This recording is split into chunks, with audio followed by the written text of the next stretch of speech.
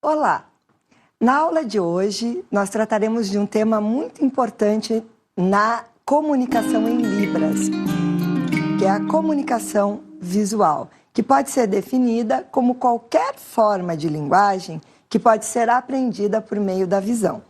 A comunicação visual pode se manifestar tanto pela linguagem verbal quanto pela linguagem não verbal. O objetivo da aula de hoje é justamente fazer com que o professor, sabendo da potencialidade da comunicação visual dos surdos, possa trabalhar atividades que estimulem o desenvolvimento de expressões faciais e corporais, já que, no caso da língua de sinais, esse é um conteúdo incorporado à sua gramática. Os professores têm que ter muita clareza em relação à importância da atenção do olhar na comunicação visual com os surdos. Vários pesquisadores têm percebido que bebês surdos e bebês ouvintes têm um desenvolvimento linguístico muito semelhante até os 6 meses. Ou seja, até essa idade, bebês surdos brincam com os sons da língua, vocalizando, assim como bebês ouvintes, também acompanhando, essa vocalização é acompanhada da gesticulação. A partir desses 6 meses, toda a produção vocal é interrompida e a atenção visual passa a ser privilegiada na interação.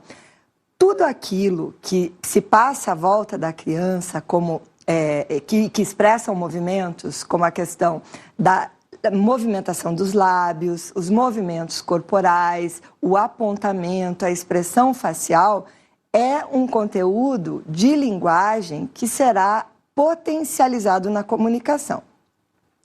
Vejam, a leitura labial, que é um mito, temos a impressão que todos os surdos fazem leitura labial. Não é facilmente aprendida pelas crianças surdas. A leitura labial é aprendida visualmente simplesmente como lábios se movimentando. Por isso, pais, familiares e educadores devem priorizar a comunicação por gestos, apontamentos, dramatizações, desenhos, fotos, enfim, até que a família possa aprender a língua de sinais. A língua de sinais, ela pode ser basicamente compreendida em sua estrutura a partir de 2 formas de sinalização. Os sinais icônicos, que são aqueles que têm uma transparência na significação, já que, ao sinalizar, nós percebemos que na sinalização há algum dado da realidade, como, por exemplo, ao sinal para casa. E os sinais arbitrários, que, de fato, não tem nenhuma ligação com o referente, com o objeto que ele representa. Conteúdo da aula. Na aula de hoje, a finalidade será justamente a exploração desse traço da iconicidade da Libras. Portanto, focando a atenção visual da criança nesses elementos que podem potencializar a iconicidade na comunicação.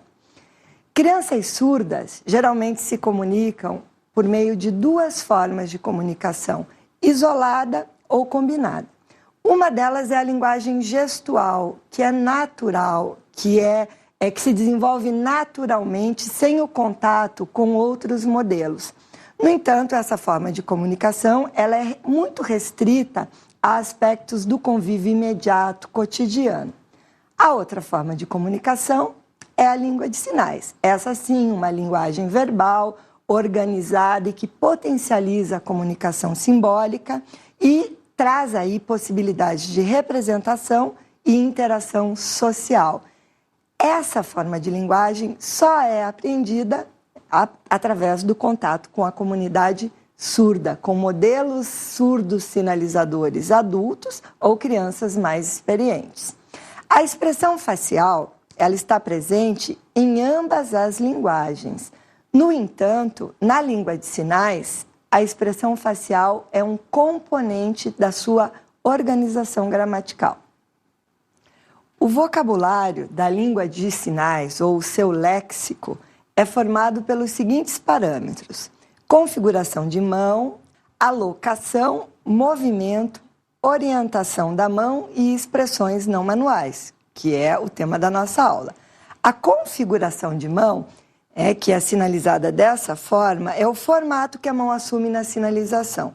A locação é o ponto em que o sinal é sinalizado. Por exemplo, falar, amigo, né? O ponto do corpo onde sinalizamos. O movimento, né? São as formas que a mão assume ao sinalizar. A orientação da mão determina se o sinalizador vai estar enxergando o dorso da sua mão ou a palma da sua mão.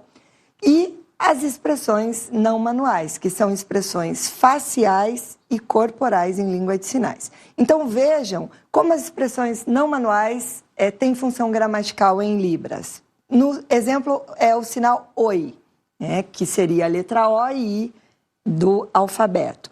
Então eu posso dizer oi, oi, oi, oi. Bom, muito bom, maravilhoso, mais ou menos bom. Entenderam? Essa nuance que nós, na linguagem oral, fazemos com a entonação, em língua de sinais, isso se dá com as expressões não manuais. Por isso a importância. Sugestões de atividades. As sugestões de atividades que indicamos para que o professor possa explorar os jogos corporais, a comunicação visual, são a dramatização. A dramatização é um ótimo exemplo. Através de recortes de revistas, de pessoas com expressões faciais e corporais variadas, a professora pode confeccionar cartões que serão distribuídos para as crianças que dramatizarão, tentarão imitar as expressões faciais das pessoas. O uso do espelho pode ser um recurso interessante porque permite a autoavaliação da criança em relação à imitação da imagem que ela está vendo, um conteúdo importante para a atenção visual. Uma outra questão importante é que os nossos nomes em língua de sinais, os nossos nomes também são visuais. O meu nome, por exemplo, é Sueli, é esse nome, justamente porque eu tenho um sinal no queixo. Uma sugestão de atividade seria recortar fotografias de pessoas famosas ou do meio da criança e pedir que ela sinalizasse, que ela desse nomes visuais a essas pessoas.